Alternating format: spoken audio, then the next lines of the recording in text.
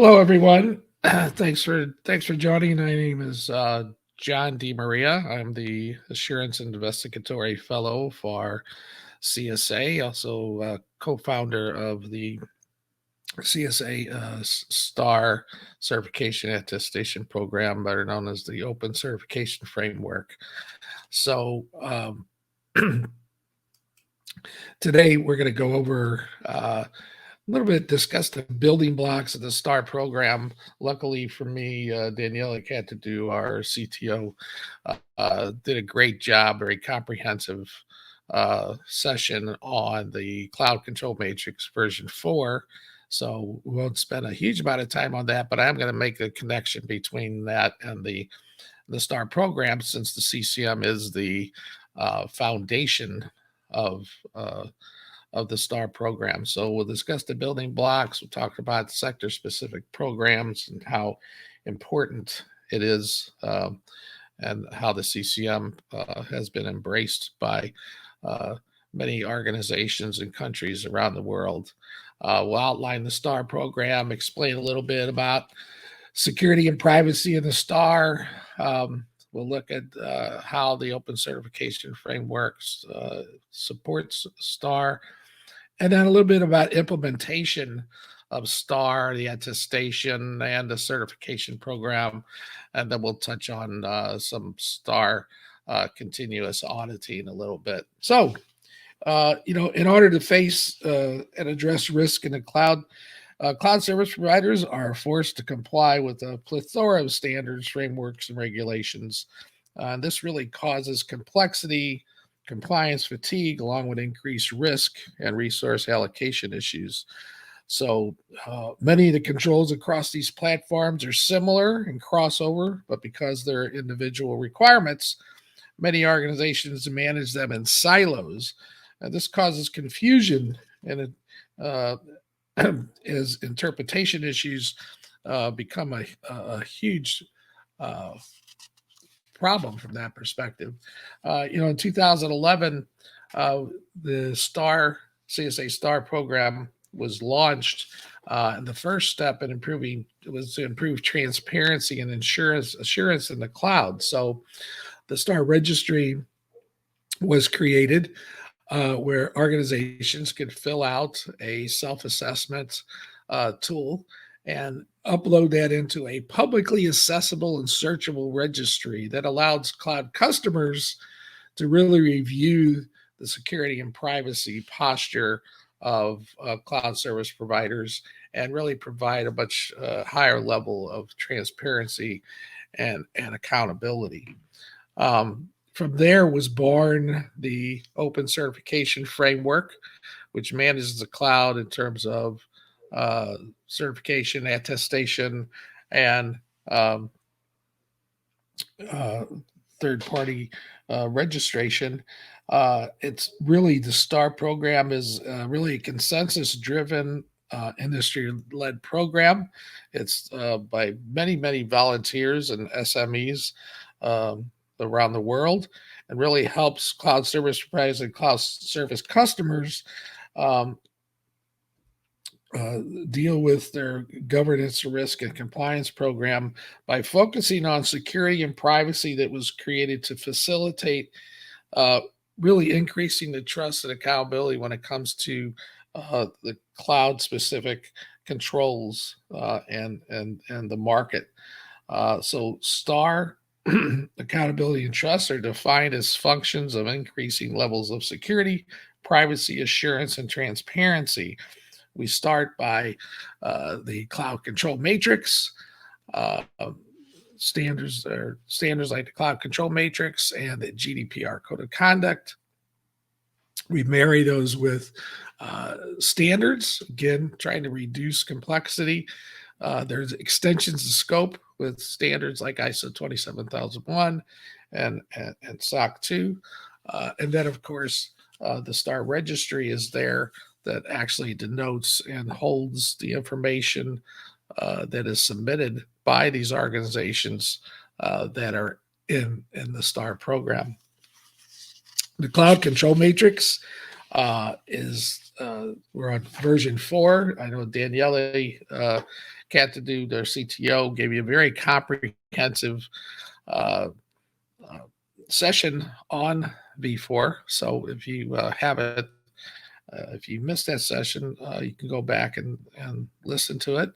But essentially, it's 17 security domains with 197 controls, covering many of the um, uh, main areas in the cloud. It's embellished upon, as you can see, many of these might look familiar to you, other standards that you've seen, but this really embellishes upon those and really brings the unique aspects of the cloud uh, to the service. It's basically, it's built by industry for industry, and it was a great effort that was made by our Cloud Control Matrix Working Group um, to really to really improve upon the cloud control matrix.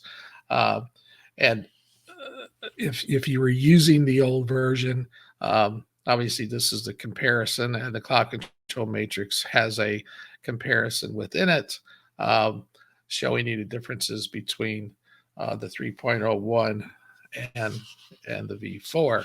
Um, Much improved landscape here in terms of the control specifications, the implementation guidelines, sort of that how-to approach, and sort of the shoulds, and the auditing guidelines, which is soon to be released. And then what's really impressive is the uh, addition of the implementation responsibilities on a shared responsibility model that's built into this. And this helps really improve the integrity of the of the consensus initiative, the cake, uh, the self-assessment, in order to help us understand that cloud service providers and how they understand the shared responsibility, especially for SaaS companies where uh, many of these things are outsourced, and you're able to denote who's responsible for what and what those responsibilities are. And so that's all built into the cake, which is actually, I like to show this as a uh, pictorial representation of the connection between cake V4 and the CCM V4.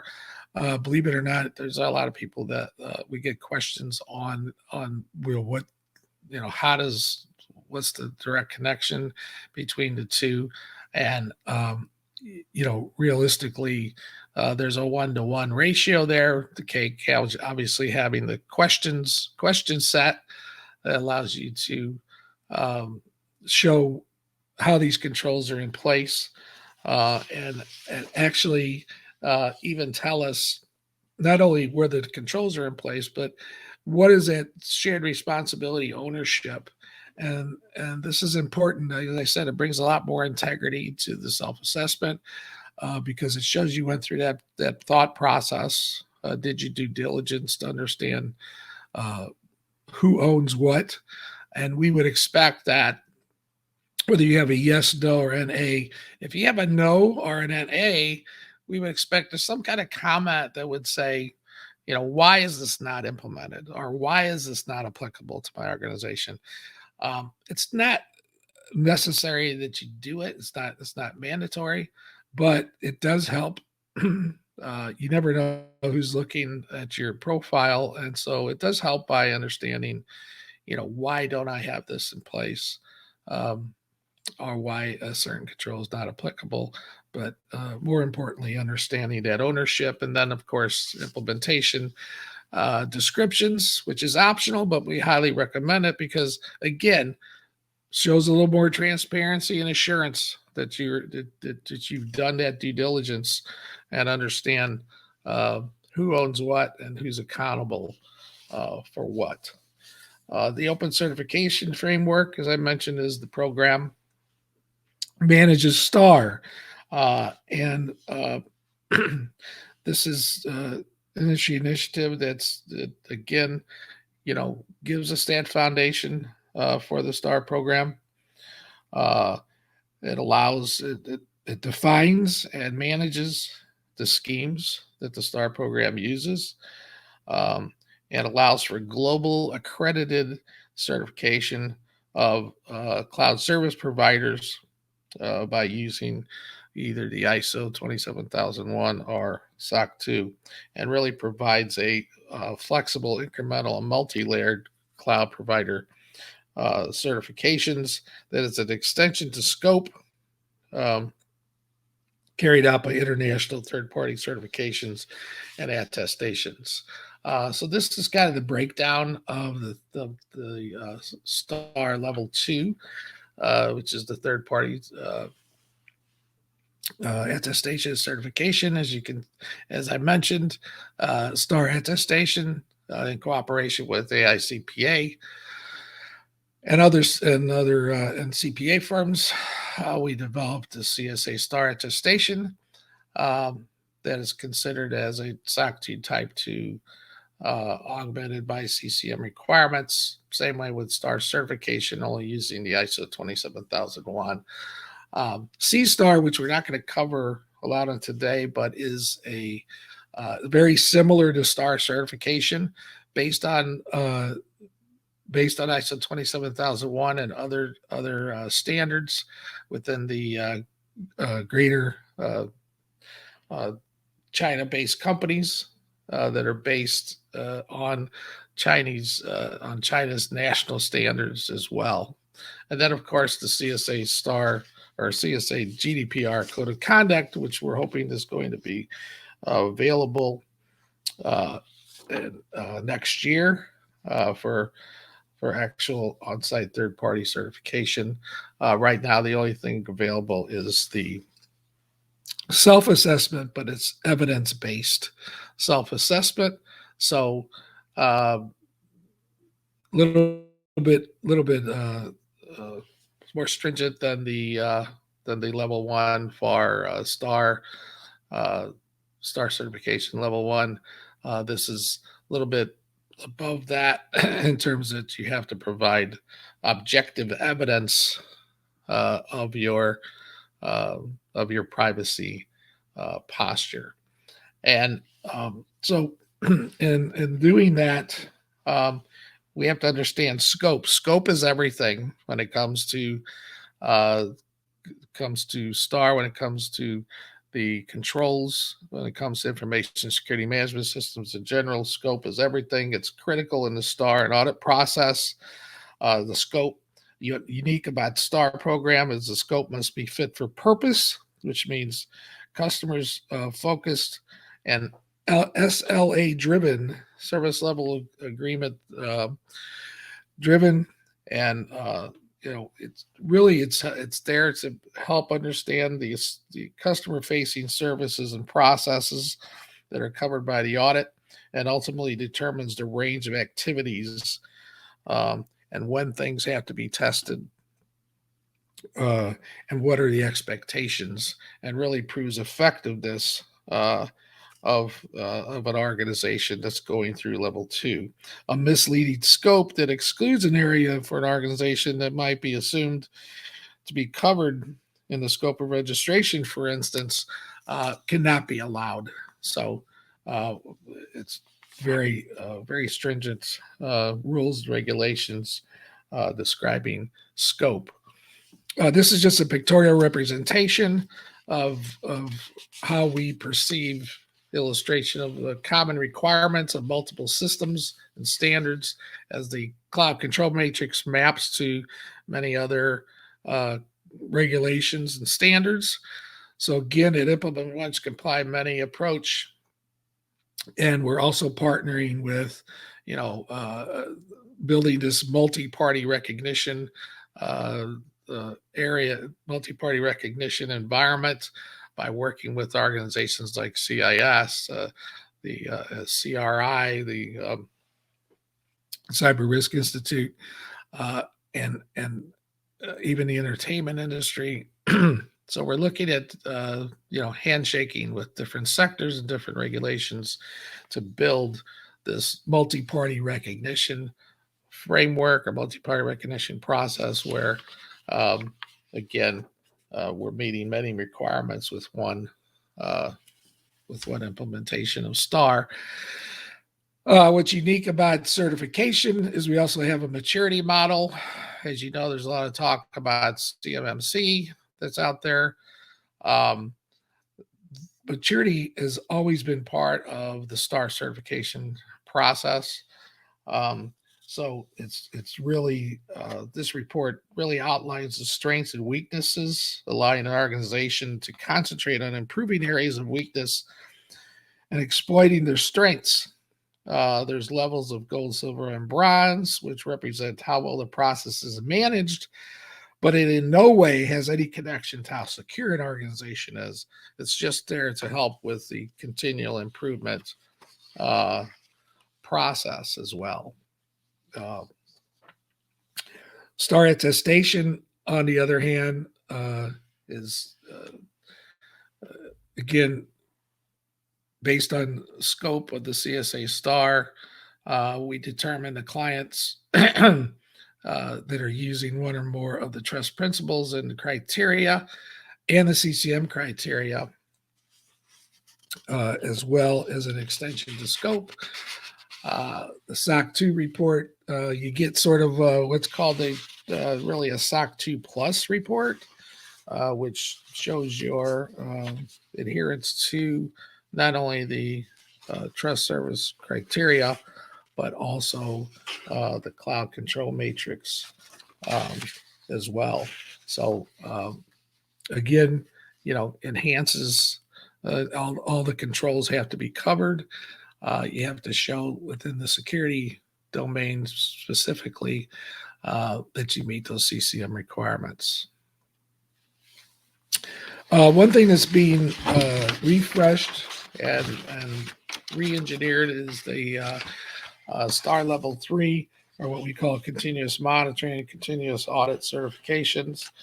And this is really based on a continuous auditing approach that was developed some time ago in cooperation with the EU-funded research project that we partnered with. Continuous monitoring enables management to continually review business processes for adherence to the deviation from their intended levels of performance and effectiveness. So this is really where we really show the effectiveness of the organization by matching critical metrics with certain specifications. You may all be aware of the release of the metrics catalog that just happened not too long ago, and we're going to and that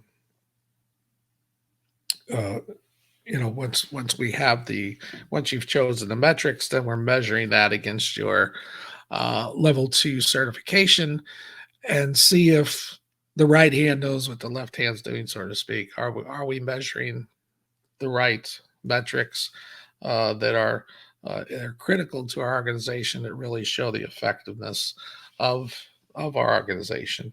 So as you can see, the open certification framework has those 3 levels of transparency and assurance.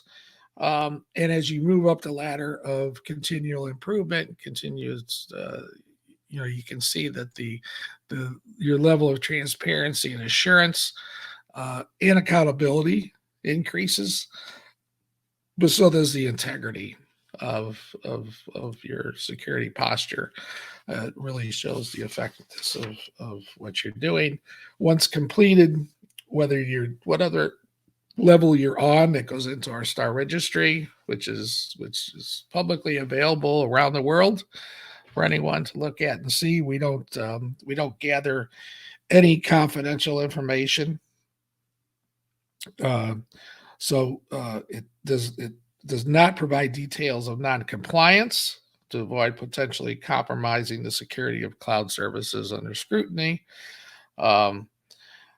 And we don't gather any confidential information, but there is enough detail that organizations can submit to show the integrity of their and posture of their systems. So a lot of reasons why to add stars to your security systems. Um, but it's really harmonizes and optimizes the practices, brings resiliency, brings you closer to resiliency within your organization by identifying responsibilities and relationships throughout the organization. And again, that implement once, comply many approach to information security. So just, just consider, um, you know, things that you have to deal with, the extent, your scope, the cultural landscape within your organization, um, and legal and regulatory requirements, along with internal requirements, uh, and of course, that all important shared responsibility model. Um, just quickly make sure you heard about the training today. You got a good session on training. Consider training, because integrating your system with certification shows that you can educate the people that are responsible, have the different levels of education that they need. So just think about that. And then, understand where you need to be as far as setting up your project team to manage implementation, all the way down to the all important start, the measurement and return on your investment as an organization, whether it be monetary or whether it be uh, just being more efficient and more resilient as an organization, from that perspective.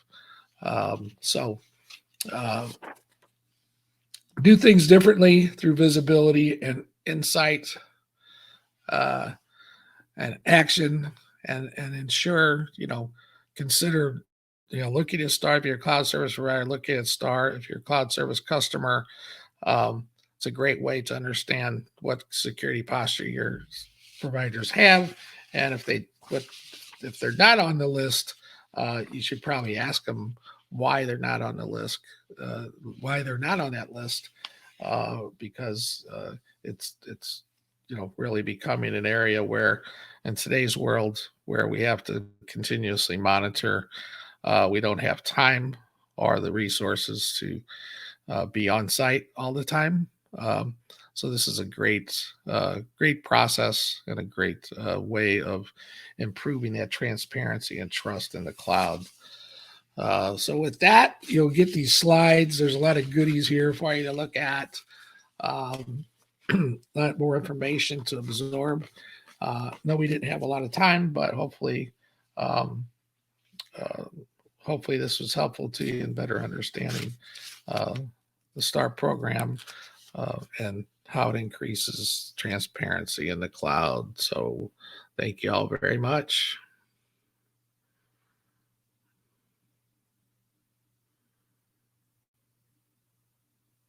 With that, I guess we could take some questions if we have any.